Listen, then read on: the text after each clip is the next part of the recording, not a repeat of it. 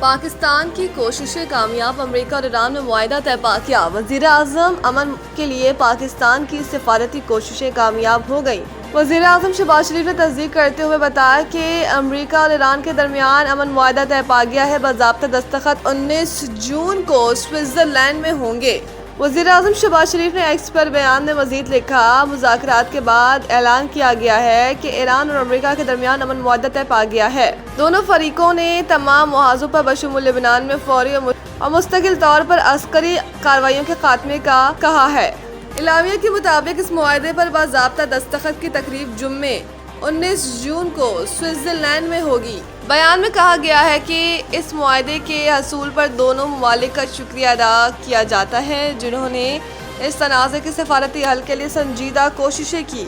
اعلامیہ میں اس کے ساتھ ساتھ ثالثی کے عمل میں کردار ادا کرنے والے ممالک کی بھی تعریف کی گئی۔ اعلامیہ کے مطابق اس عمل میں قطر کی قیادت اور حمایت کو خاص طور پر سراہا گیا۔ اسی طرح سعودی عرب، ترکیہ کی قیادت نے بھی اہم کردار ادا کیا۔ وزیر اعظم شہباز شریف نے امریکہ ایران معاہدے کی تقریب میں اعلیٰ سطح کے وفد کے ساتھ شرکت کی۔ تقریب جنیوا میں ہوگی۔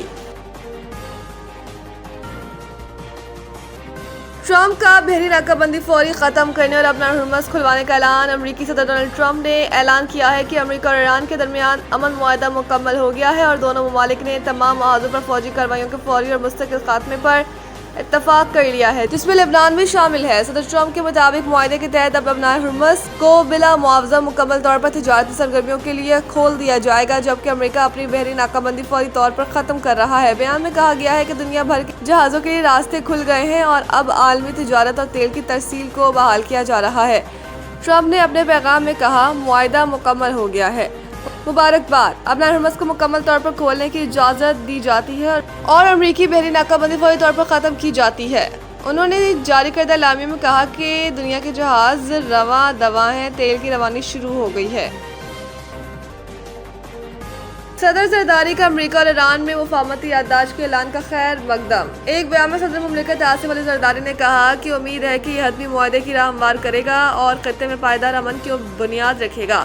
پاکستان کو فخر ہے کہ اس نے اس مشکل دور میں مکالمے سے فرادکاری کی حمایت کی۔ انہوں نے کہا کہ یہ پیش رفت کثیر الجہتی تعاون مضبوط بنانے اور بات چیت سے تنازعات کے پرامن حل کو فروغ دینے کی طرف اہم قدم ہے۔ آصف علی زرداری کا مزید کہنا تھا کہ دعا گو ہیں کہ یہ کوششیں خطے اور دنیا میں مزید امن، استحکام اور خوشحالی کا سبب بنی۔ قبل ازیں chairman Pakistan peoples party Bilawal Bhutto Zardari نے امریکہ ایران امن معاہدے کا خیر مقدم کیا۔ Chairman peoples party Bilawal Bhutto Zardari نے کہا کہ امن معاہدہ کی چیدگی میں کمی مذاکرات کے ذریعے امن کی طرف قدم ہے۔ پاکستان جیسا منافع دنیا کے کسی ملک کی اسٹاک مارکیٹ میں نہیں۔ وزیر خزانہ محمد اورنگزیب نے آئندہ مالی سال معاشی بہتری کی امید ظاہر کی۔ پاکستان اسٹاک ایکسچینج میں ویڈیو لنک خطاب کرتے ہوئے محمد اورنگزیب نے کہا کہ وزیر اعظم شہباز شریف کے چین کے دورے کے دوران سی پیک B2B ہو گیا۔ پاکستان اور چین کے درمیان B2B تعلقات میں روز بروز بہتری آ رہی ہے۔ وزیر خزانہ نے مزید کہا کہ آئندہ مالی سال میں مزید معاشی بہتری کی توقعات ہیں۔ پاکستان جیسا منافع دنیا کے کسی ملک کی اسٹاک مارکیٹ میں نہیں۔